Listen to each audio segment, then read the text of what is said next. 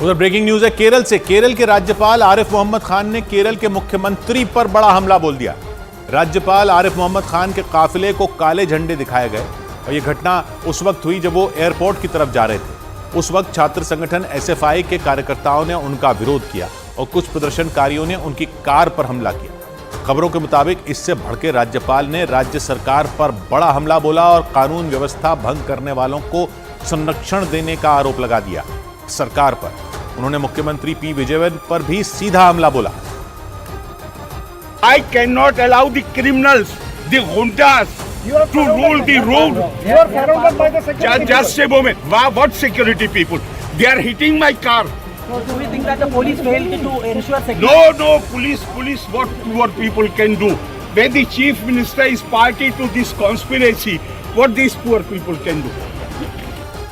उधर बड़ी खबर आई, हमास के अंत तक गाजा में जंग लड़ने का ऐलान कर चुके इजराइल से जुड़ी हुई। इजराइल के प्रधानमंत्री नेतन्याहू ने हमास को सरेंडर का आखिरी मौका दिया।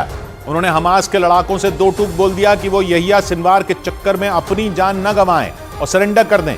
ये बयान देते समय नेतन्याहू ने माना कि जंग अभी लंबी चलेगी, लेकिन उन्होंने इस जंग को हमास के अंत की शुरुआत बता डाला और इस बात पर जोर दिया कि इजराइल की सेना यहिया सिनवार को खत्म करके ही चैन की सांस लेगी।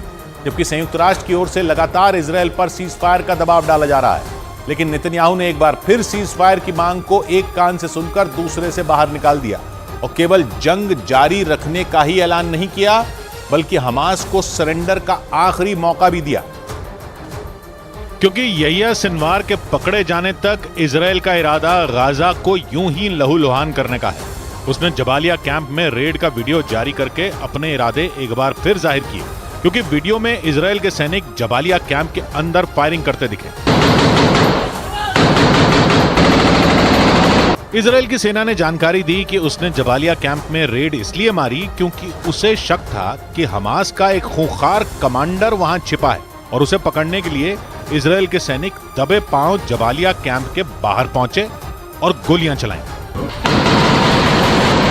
इजराइल के जिस सैनिक ने गोलियां चलाईं, उसे अचानक पीछे खड़े सैनिक ने रोका और झटके से दूसरी तरफ आया और दोबारा अटैक शुरू किया, क्योंकि इजराइल की सेना का कहना था कि यह ऑपरेशन प्लान नहीं किया गया था और उसे अचानक खबर मिली कि जबालिया कैंप में हमास के दो खतरनाक कमांडर छिपकर बैठे हैं। हालांकि इजराइल ने उनका नाम नहीं बताया, लेकिन उन्हें पकड़ने के लिए उसने आनन फानन में ऑपरेशन शुरू कर दिया।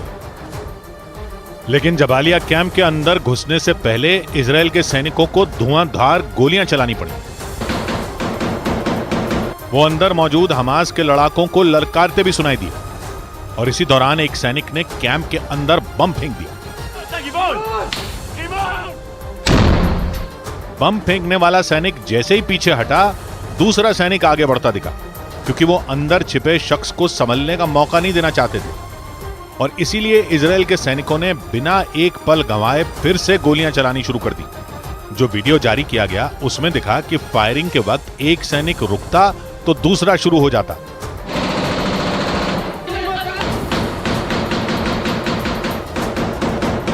इजराइल की सेना ने बताया कि यह ऑपरेशन जबालिया कैंप के नीचे बनी सुरंग में छिपे हमास के लड़ाकों को पकड़ने के लिए चलाया गया था, लेकिन सुरंग में घुसने से पहले ही खूब गोलियां चली और इसके बाद इजराइल के सैनिक अंदर घुसे। उन्होंने वहां हमास के दो लड़ाकों को मारने का दावा किया।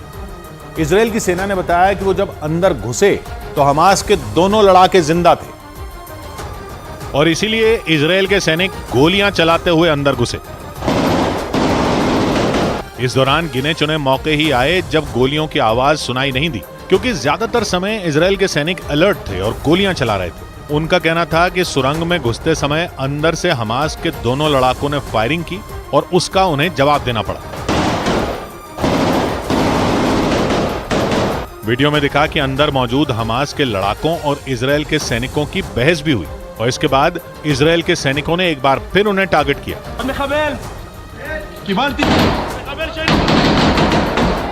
इजराइल ने जो वीडियो जारी किया उसमें दोनों हमास लड़ाकों के शव भी दिखाए गए। इसके अलावा जबालिया कैंप के नीचे बनी सुरंग की दीवारों पर गोलियों के निशान और यहाँ वहाँ बिखरा सामान भी दिखा। मतलब इजराइल की सेना ने गाजा में जारी सैन्य ऑपरेशन का एक और खतरनाक वीडियो जारी करके बता दिया कि इजराइल की सेना अब नहीं रुकेगी और अब तो उसकी खतरनाक याहलोम यूनिट मैदान में उतर चुकी है।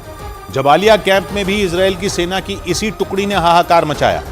इजरायल की सेना की यह टुकड़ी तब मैदान में उतरती है जब आतंकियों से लड़ना होता है, और इसीलिए इजरायल की खतरनाक याहलोम यूनिट जंग में उतरी। जबालिया कैंप में 2 हमास लड़ाकों को मारकर उसने हमास को सीधी चुनौती दी।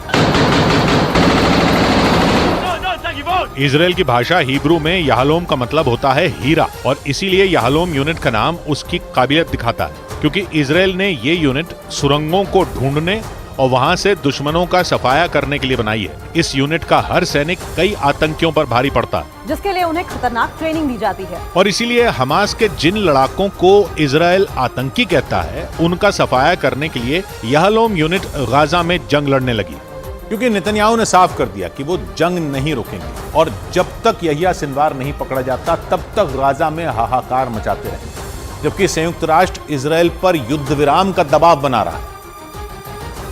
लेकिन नेतन्याहू ने साफ कर दिया कि वो इस बारे में सोच तक नहीं रहे, क्योंकि उन्होंने हमास के लड़ाकों को चेतावनी दी कि वो सरेंडर कर दें और यहिया सिनवार के चक्कर में अपनी मौत को न्योता न दें। ואני אומר למחבלי חמאס, זה נגמר. אל תמותו בשביל סנוואר. हालांकि नेतन्याहू ने यह माना कि जंग लंबी चल सकती है, लेकिन वो ये जताने से पीछे नहीं हटे कि आज नहीं तो कल हमास का अंत पक्का है। זה ייקח עוד זמן. המלחמה בעיצומה. אבל זה תחילת הסוף של חמאס. हमास के लादेन को पकड़ने के लिए इजरायल ने पूरे गाजा को उलट पुलट कर रख दिया, क्योंकि पहले इजरायल के सैनिकों ने उत्तरी गाजा पर हमला किया, फिर दक्षिणी गाजा के खान यूनिस में घुस गए, क्योंकि इजरायल की मीडिया ने दावा किया कि यहिया सिनवार उत्तरी गाजा से दक्षिणी गाजा भाग गया और वहां उसने हमास के गढ़ खान यूनिस में पनाह ली। इजरायल की सेना ने इसी वजह से दक्षिणी गाजा के खान यूनिस में हाहाकार मचाया, लेकिन हमास ने भी हथियार नहीं डाले, उल्टा उसने इजरायल को धमकी दे डाली और बयान जारी किया कि जब तक उसकी शर्तें नहीं मानी जाती वो इजराइल के बंधक नहीं छोड़ेगा। और हमास की इस धमकी का कनेक्शन इजरायल की जेल में बंद फिलिस्तीन के नागरिकों से जोड़ा गया और कहा जाने लगा कि हमास बंधकों के बदले और फिलिस्तीनियों को छुड़वाना चाहता है, क्योंकि उसने बयान दिया कि इजरायल और उसके समर्थक हमास की मांगों को पूरा किए बिना अपने बंधकों को जिंदा वापस नहीं ले जा सकते। यानी नेतन्याहू और हमास दोनों अड़े हुए, जिसका खमियाजा गाजा के आम लोग भुगत रहे हैं, क्योंकि नेतन्याहू सिनवार को पकड़े बिना सीज फायर के बारे में सोच तक नहीं रहे और हमास भी बाकी बंधकों को नहीं छोड़ना चाहता।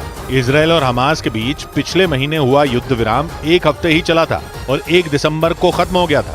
उस दौरान हमास ने 105 बंधकों को रिहा किया था। इन बंधकों में 80 इजरायल के नागरिक और बाकी दूसरे देशों के नागरिक थे और उनकी रिहाई के बाद हमास के कब्जे में 137 बंधक और होने की खबर है, क्योंकि जंग की शुरुआत से ही कहा जा रहा है कि 7 अक्टूबर को हमास ने 240 लोगों को बंधक बनाया था और इन बंधकों में कुछ तो छूट गए, लेकिन 100 से ज्यादा बंधक अब भी हमास की कैद में हैं। यानी इजरायल पर चौतरफा दबाव है। एक तरफ उसे अपने बंधकों को छुड़ाना है और दूसरी तरफ 7 अक्टूबर के मास्टरमाइंड यहिया सिनवार को पकड़ना है और उसके लिए इजरायल की सेना की सबसे खतरनाक टुकड़ी कही जाने वाली याहलोम यूनिट मैदान में उतर चुकी है।